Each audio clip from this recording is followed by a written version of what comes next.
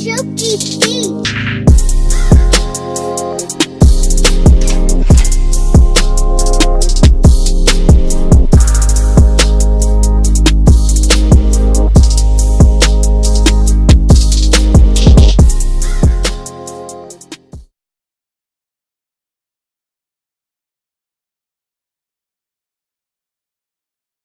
Hi sir, good afternoon.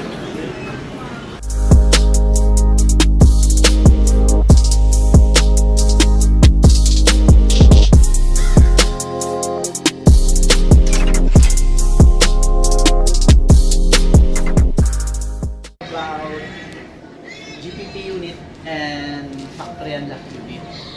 Okay, now we have GPP unit. GPP unit, meron po siyang chips sa loob.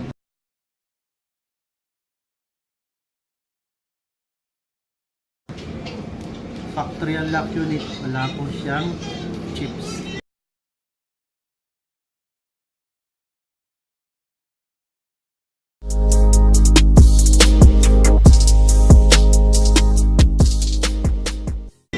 Okay, advantage and disadvantage ng GPP at saka Factory Unlock. GPP unit, hindi tayo basta-basta pwede mag-change ng SIM card anytime. Kasi every week or every 3 days ngayon, may bagong code ang GPP.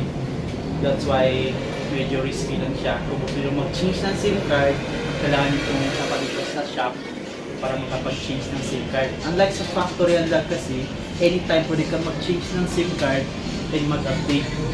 That's why mas advantage yung Factory Unlock sa GPP. GPP is not safe to update because kapag mag-update tayo sa kanya, kailangan na naman natin ng code. Yung kasi ang GPP, every mag-update, every mag-reset, every week, kailangan talaga ng new code. So that's why hindi siya safe mag-update. Unlike sa Factory Unlock, anytime pwede ka mag-update. That's why safe ang Factory Unlock.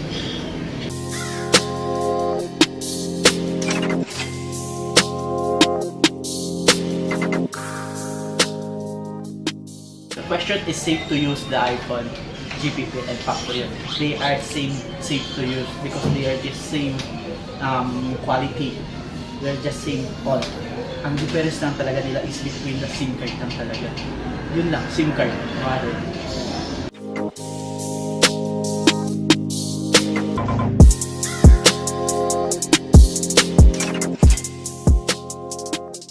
Gonna introduce the pricing and the availability of the unit. My co-partner will explain you all about this. This is my co-partner. Hi, good day. We have our units that starts with iPhone 4S. iPhone 4S starts with a price of 3,000.